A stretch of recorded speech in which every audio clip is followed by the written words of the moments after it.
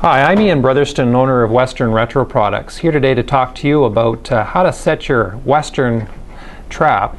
This is the model V1524 for singles on your trap field. And the first step is to make sure that you have the trap actually locked down with the adjustment screw here in the center hole. There's 5 eccentric holes in this X33 disc, angle changing disc. You want to put it in the center hole. That will give you a target thrown in a straight line. It will not oscillate. So once that's secure, then you want to make sure that your X42 mainspring adjustment screw, once it's snug, you count 17 half turns. And you can hear the click. 1, 2, 3, 4, 5. Once that's in the right spot, 17 half turns from tight. That'll get you your 51 yards for your trap. The next step is to make sure that 9 yards out from the throwing point, you're 8 to 10 feet off the ground. And that's done here at your elevation linkage, right here. So I recommend you, once you have it in the center hole, you're out 51 yards, you're throwing a target in a straight line, you now have a person standing on station number 3 looking at a target throwing straight out. And quite often clubs will use a 2x4 that's 10 foot tall with a cross member at 8 feet. And that way you're getting above 8 foot and between 10. Somewhere around 9 foot is perfect.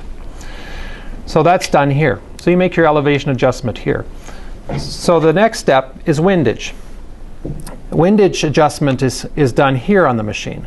Each one of these notches, this is on the windage notch, moves the machine 2.5 degrees right or left.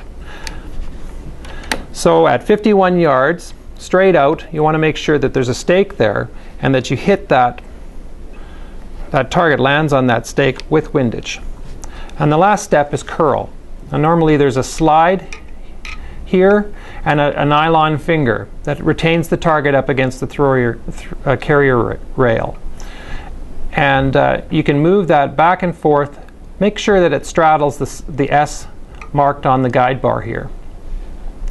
And if your targets are going out and they're losing their spin and diving off right or left, you want to adjust 1 or 2 notches up or down to level out the target, and that's your curl adjustment. Okay, to recap then, the first step is to make sure that you have the trap in the center hole. Here, adjust your mainspring, which gives you your distance, 17 half turns from tight. Elevation adjustment here at the elevation hub. So that gives you 9 yards out from the throwing point on the arm. 9 foot up in the air is perfect on a level grade.